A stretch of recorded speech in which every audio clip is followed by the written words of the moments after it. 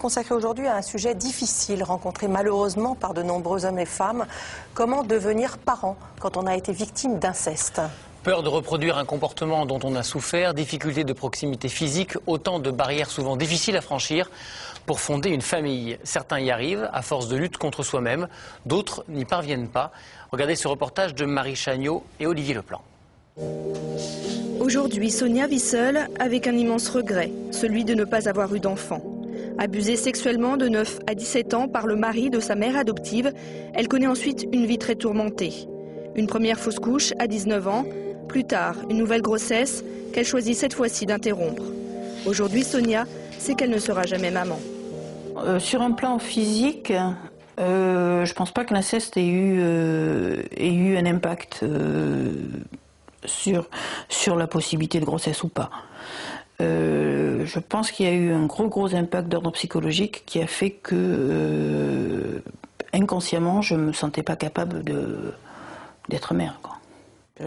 Faire le deuil de la maternité est difficile. Sonia éprouve souvent le besoin d'aborder le sujet avec son psychiatre. Je pense que mon corps a été sali, souillé, meurtri, et par conséquent, il ne peut pas sortir comme un enfant. À mes yeux, c'est ce qui est le plus beau. Il ne peut pas sortir quelque chose de beau de moi. Oui, parce que vous souhaitiez effectivement être maman. Je souhaitais être maman.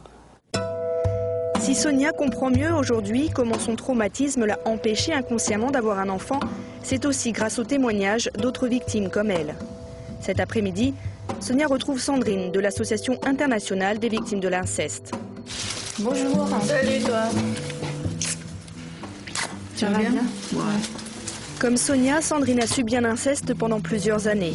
Aujourd'hui, mère de 2 garçons, elle a rassemblé dans ce livre des témoignages autour de la question de la parentalité. Alors, t'as vu, t'es dans le livre?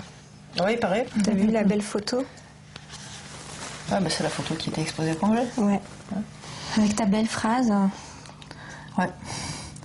Maman, la vie ne m'a pas permis de l'être, mais mère, je le suis dans l'âme, malgré les offres de la vie. C'est une belle phrase, ça. C'est positif. Oui, et puis c'était instantané en plus. Ouais. C'était spontané, ouais. Tu vois, il y a aussi ma photo avec mes enfants. Moi, j'étais super contente parce que mes enfants, je les ai trouvés super beaux sur cette photo.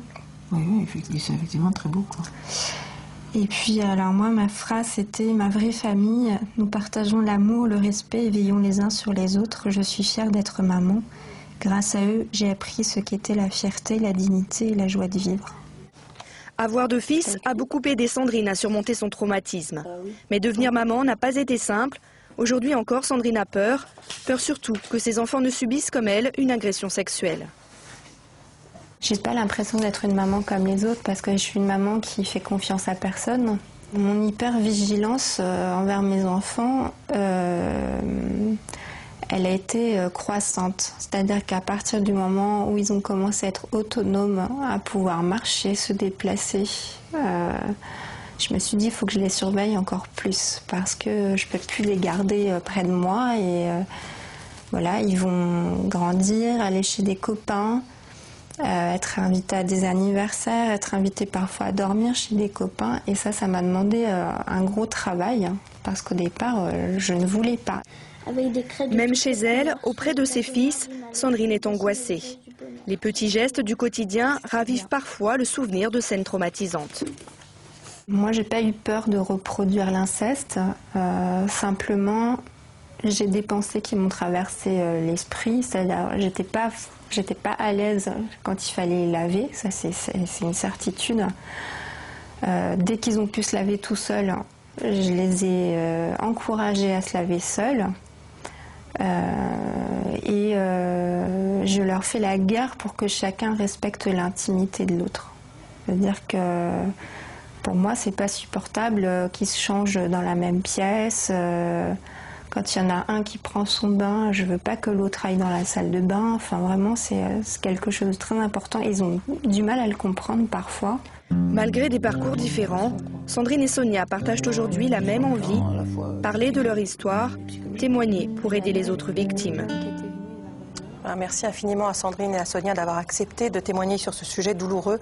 Sachez donc que Sandrine Apers a écrit avec Isabelle Aubry ce livre « Être parent après l'inceste ». C'est aux éditions Josette Lion. Donc c'est coécrit avec Isabelle Aubry, qui est la fondatrice de l'Association internationale des victimes de l'inceste. Vous pouvez tout à fait contacter cet organisme si vous avez besoin d'aide. Vous les contactez soit à aivi.org, soit à inceste.org. Voilà. On va passer